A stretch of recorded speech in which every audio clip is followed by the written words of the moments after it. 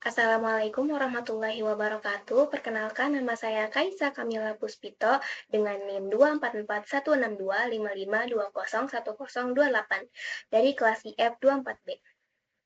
Nah, di video ini saya akan menjelaskan tentang penggunaan dari struktur data yang biasanya digunakan dalam pemrograman, yaitu ada array, hashmap, stack, dan keyword. Yang pertama ada array. Array adalah struktur data yang menyimpan sekumpulan nilai dalam satu variabel, di mana setiap elemen memiliki posisi yang disebut indeks. Array cocok digunakan saat kita ingin menyimpan data secara berurutan dan mengaksesnya berdasarkan urutan tersebut. Nah, di sini kita ada variabel array, ya, di mana nama variabelnya adalah angka. Nah, angka ini dia memiliki indeks sampai 3, yang kalau kita hitung 0 adalah 10, 1 adalah 20, 2 adalah 30, dan 3 adalah 40. Kalau misalnya kita manggil print angka indeks 0, maka outputnya akan di angka 10. Lalu selanjutnya kita bisa mengubah indeks tersebut dengan sintaks seperti ini ya. Angka di indeks 2 ingin kita ubah menjadi 35, yang mana indeks 2 ini adalah angka 30. Kita ingin mengubahnya menjadi 35, lalu kita memanggil angka yang sudah diperbarui atau angka yang sudah diubah, dan outputnya akan berubah menjadi 10, 20, 35, dan 40. Nah, bisa kita coba di VSCode, seperti contohnya variabel buah. Nah, di dalam buah ini terdapat buah jeruk,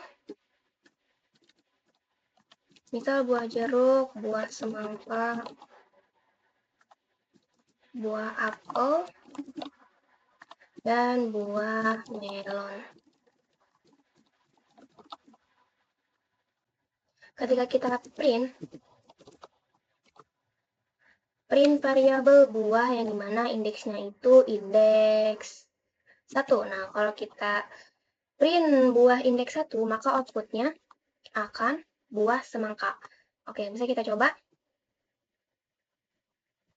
Ya, outputnya adalah semangka. Lalu kita ingin mengubah di mana variabel indeks ketiga itu menjadi anggur. Bisa kita ubah di sini. Misalkan buah di indeks ketiga. Kita ingin mengubahnya menjadi anggur. Lalu kita print kembali variabel buah yang sudah diperbarui. Maka variabel buah ini datanya akan diperbarui, yang dimana melon ini akan diganti menjadi anggur, karena melon ini posisinya ada di indeks 3, dan kita mengubahnya menjadi anggur. Nah, array ini berguna ketika kita ingin menyimpan data dalam urutan tertentu dan mengaksesnya satu per satu. Seperti contohnya tadi ya, kita ingin mengubah indeks 3 menjadi anggur, atau kita bisa mengubah indeks 2 menjadi strawberry. Pasti outputnya buah apel itu bakal tergantikan menjadi strawberry. Next ada hashmap. Hashmap atau dictionary dalam Python adalah struktur data yang menyimpan pasangan key dan value. Ini sangat berguna saat kita ingin menyimpan dan mengambil data berdasarkan nama atau label tertentu, bukan berdasarkan posisi. Nah, contohnya nih, ada variabel mahasiswa. Nah, variabel mahasiswa ini memiliki key dan value, di mana key-nya itu nama, NIM jurusan, value-nya adalah Andi 1, 2, 3, 4, 5, dan informatika. Kalau kita print mahasiswa dengan kata kunci nama, yang pasti yang keluar adalah Andi. Bisa kita coba di VSCode-nya. Nah, contohnya di sini kita akan membuat misal hashmap atau dictionary dari harga makanan. Bisa kita buat dulu variabel dari harga makanan. Jangan lupa kurung kurawalnya. Misalkan kita di sini ada bakso. Bakso ini kita kasih harga 15.000. Lalu ada mie ayam. Mie ayam ini kita kasih harga 12.000. Lalu nasi goreng kita kasih harga 10.000. Nah, di sini kita ingin menampilkan harga dari menu tersebut, dari yang ada di harga makanan. Akan kita manggil seperti print harga mie ayam. Kita ingin mencari harga berdasarkan key-nya ya. Nah, di sini misalkan kita panggil dulu variabelnya harga makanan, lalu jangan lupa pakai index atau Q. Kita panggil key-nya mie ayam.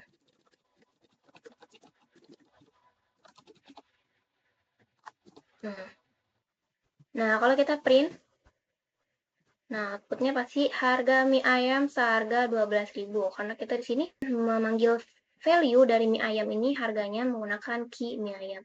Nah, hashmap ini sangat efisien untuk pencarian data. Misalnya, saat kita ingin mencari tadi di sini harga mie ayam, yaitu dengan memasukkan kata kuncinya mie ayam. Jadi nanti outputnya bakal harga dari mie ayam seharga 12.000 tadi. Oke, next ada stack. Nah, stack adalah struktur data dengan prinsip LIFO, last in, first out, di mana data yang terakhir dimasukkan akan dikeluarkan pertama kali. Stack sering digunakan dalam fitur seperti undo redo atau pemanggilan fungsi rekursif.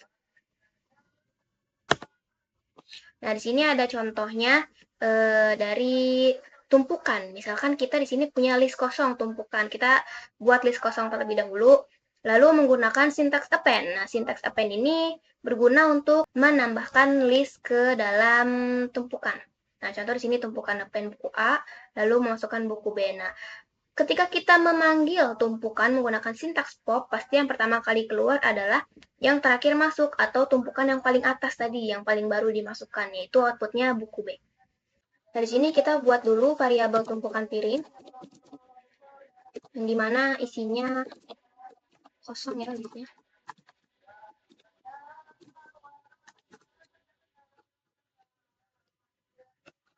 Lalu di sini kita akan menggunakan syntax.append untuk menambahkan piring.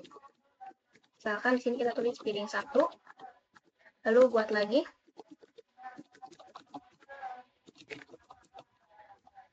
piring 2,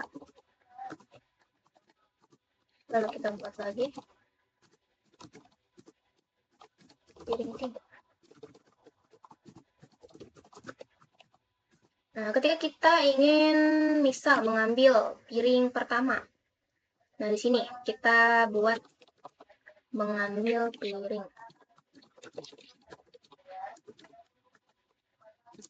Sini. Kita pakai variabel dulu, jangan lupa dipanggil, lalu kita menggunakan pop untuk memanggil si tadi list yang sudah dimasukkan menggunakan sintaks append tersebut. Lalu jika sudah keluar, nanti akan menampilkan sisa piring tersebut. Sisa piring yang ada. Ini kita masukkan. Nah, sekarang bisa kita coba run. Nah, ketika sudah di run seperti ini, maka ketika tumpukan piring.pop, dia akan mengambil piring yang tadi terakhir kali dimasukkan atau di tumpukan yang paling atas. Ya, itulah konsep dari last in first out, karena piring 3 ini yang terakhir masuk, jadi dia yang pertama kali keluar.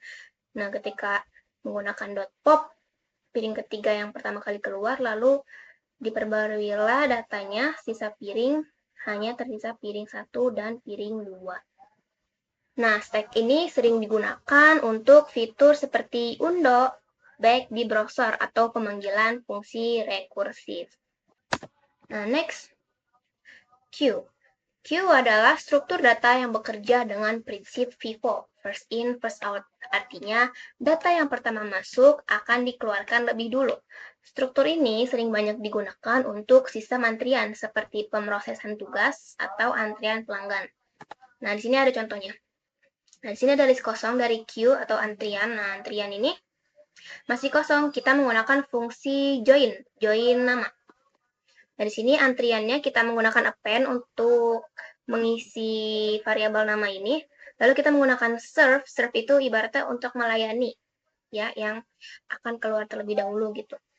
Lalu di sini akan menampilkan antrian pop menggunakan indeks 0. Kenapa kita menggunakan .pop index 0? Karena nanti dia akan memanggil antrian yang paling pertama masuk tadi, yang dimana dia langsung diposisikan ke indeks 0. Contoh di sini, saya menambahkan join Alice, join Bob, join Charlie. Nah, pastikan di sini posisinya Alice itu kan pertama, jadi dia ada di indeks 0. Ketika saya print QA atau antriannya, nanti dia yang keluar ada Alice, Bob, Charlie, yang dimana ini udah masuk ke dalam daftar antrian.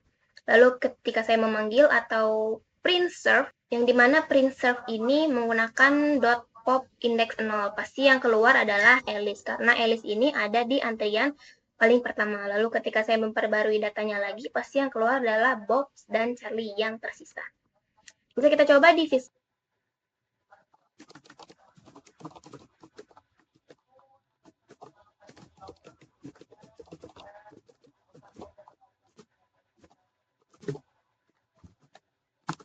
Lalu di sini kita ingin menambahkan fungsi untuk menambahkan nama-nama pasien. Contoh di sini kita menggunakan def, maka nama pasien. Lalu kita menggunakan append untuk mengisi si nama pasien ini. Formatnya seperti ini. .append. Lalu di sini nama pasien.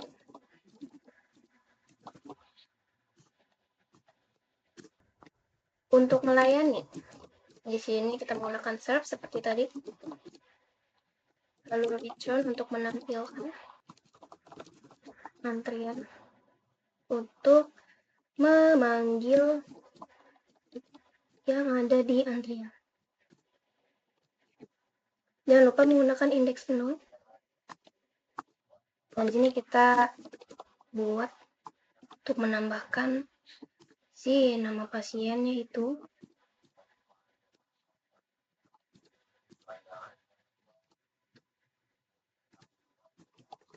Misal pasien 1.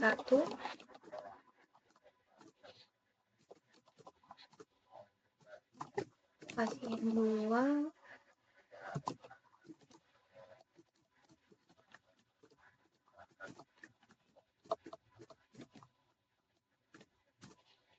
Pasien 3. Lalu ketika kita memanggil, kita sini print antrian pasien.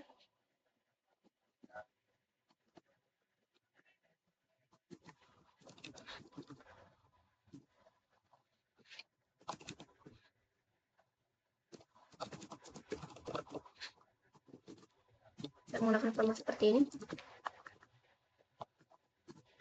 Lalu di sini kita membuat panggilan untuk pasien yang akan dilayani. Misalkan pasien pertama yang dipanggil itu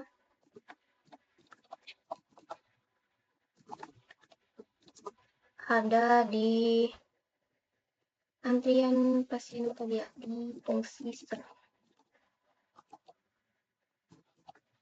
ini. Lalu yang terakhir memperbarui jumlah pasien yang ada. Nah, di sini antrian pasien. Selanjutnya misal kita masukin variabel terbarunya yang sudah diperbarui. Kalau kita print di sini, nah pasti akan seperti ini tampilannya, outputnya. Nama-nama pasien ada pasien 1, pasien 2, pasien 3, lalu ada pasien pertamanya yaitu ya pasien 1. Sini antrian pasien yang sudah di mana pasien satunya udah dipanggil ini. Tersisa pasien 2 dan pasien 3. Nah, ini adalah konsep dari first in, first out. Nah, first in, first out ini berarti kan tadi yang pertama kali masuk itu kan pasien 1, berarti dia yang pertama kali keluar juga. Nah, QA ini dalam pemrograman digunakan dalam sistem penjadwalan tugas, pemrosesan data, dan layanan web. Jadi kalau misalkan kalian suka antri mau beli tiket konser, kan ada yang seperti itu ya. Dia first in, first out. Yang pertama kali antri, yang pertama kali juga keluar. Nah, dengan memahami keempat struktur ini, kita bisa menulis program yang lebih efisien dan terstruktur. Terima kasih atas perhatiannya. Thank you.